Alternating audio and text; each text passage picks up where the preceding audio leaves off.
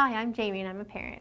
And I'm Glenn. I research video games. Welcome to this episode of Great Games, Better Brains. Today we're going to talk about iPad apps. We've been talking about iPod apps in earlier episodes, and we've had a chance to play around with the iPad a little bit. And what we're starting to realize is lots of schools are starting to use these, and lots of parents are picking these up. They're great tools to consume information, blogs and wikis and newspapers and websites and music and videos. And what we're also finding out is there's lots of really cool apps that kids and parents can work on together. So we're going to talk about a couple of apps today. You guys have iPods at home? We have iPods. All of us have an iPod, but we don't have an iPad. So one of the things that we will continue to talk about this in future episodes, but a lot of the apps that go on an iPod also work on an iPad and vice versa. They're really interchangeable in most of the cases. And so we're going to talk about two iPad apps specifically for iPad that are really cool. One's called Flipboard and one is called US Historical Documents. So we're going to walk through what those look like on an iPad and show you how you can download and play these and mess with them. Two real cool apps for you and your kids to use. All right, Jamie, this is the iPad, obviously, and you've used iPods before. And in my mind, for a lot of people, it's just easy to think of an iPad as just a bigger iPod. A lot of the same functions. It works the same way. A lot of the applications are the same that go back and forth. This one is not a 3G version. It's just the Wi-Fi version.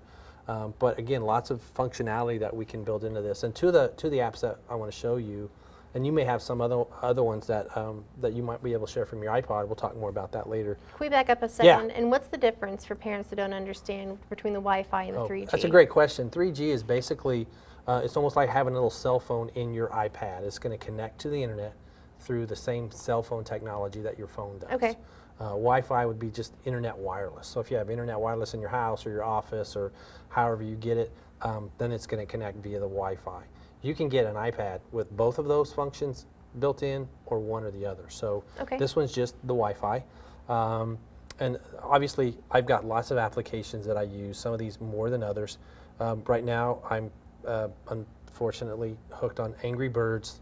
And if you played Angry Birds before, you know it's very, very addictive. So we won't go to Angry Birds right now, though, just so you know that it's a fun game. 99 cents. And there's some physics involved if you're going to get that serious about educational stuff. But I want to show you two. One is called Flipboard. And Flipboard basically is a magazine version of the, come on baby, there we go.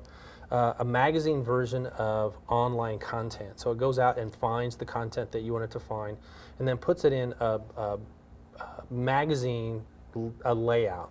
So you can set up your Facebook and your Twitter accounts using Flipboard, but you also have the ability to set up 7 other feeds, 7 other kinds of things, and I'll show you how you can switch those out in just a minute. But if I go to my Facebook, which is a little scary because I have no idea what's on there, but it takes my Facebook feed and talks about, it shows all the different links and the different things that the people on my Facebook page are. So there may even, Jamie, there might even be some of your stuff on there. This very well could be. And it looks like my wife already posted stuff on her Facebook, and we went to Roy's barbecue today, and this was last night. She made a cake she wasn't too proud about.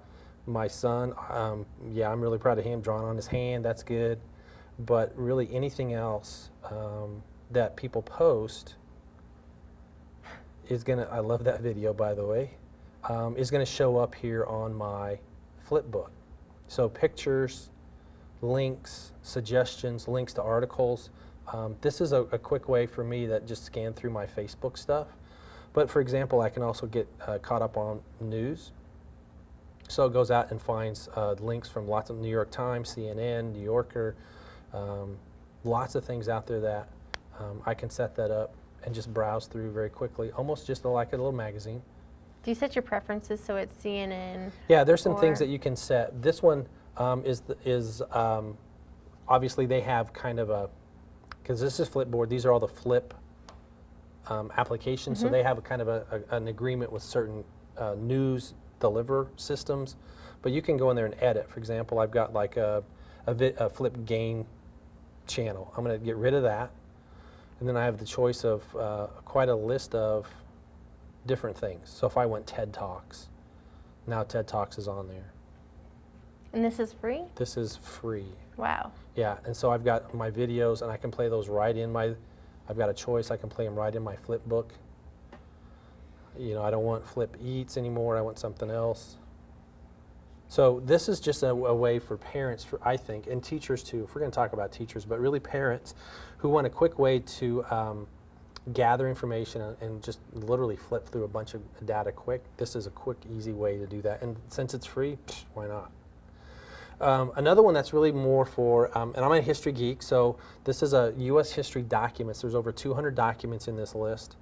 And these are primary documents? These are primary source documents. This one actually costs 99 cents, and there's lots of other ones out there, but I like this one because it does do a lot of different things. This is actually an iPad app, and you can see that it's really designed also for the iPod. The Flipboard is just for iPad.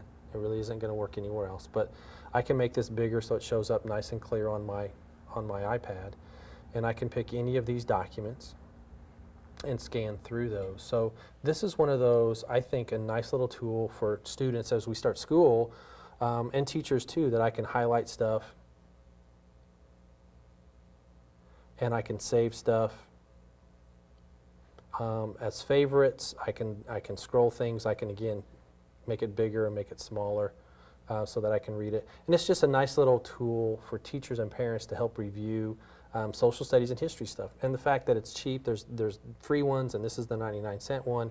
It's just a nice tool to go back for homework and social study stuff, impress your teachers. Is it easy to search for a certain topic, like if I need to do something on James Madison and his presidency? Yeah, it's all chronological, so you can see I'm in the 1700s, and as I scroll through, I got the 21st century, so I can even just click to go to different centuries, but I also have a search function as well. That's awesome. So if I type in James Madison, I've got all the results, and then I can go directly to it. So this is one of those functions that I really like as a history geek. But for your kids, they go back to school, press your teachers, iPod and iPad both. So pretty cool. Flipboard and U.S. historical documents. I didn't realize there were so many different applications that you could have that were different from your iPod to your iPad. I thought they were all the same, but apparently they're not. Right. The Flipboard is one that's just for iPad. And the U.S. historical documents is one that goes back and forth. It looks a little different because of the pixelation on the iPad, but you can use them on both. So one of the things that we're starting to find out is lots of really cool things on the iPod, but also some really fun activities and applications that you can use just on your iPad. We're going to continue to talk about these two toys and tools in the next couple of episodes of Great Games, Better Brains. But until next time, thanks for being here. We'll see you later.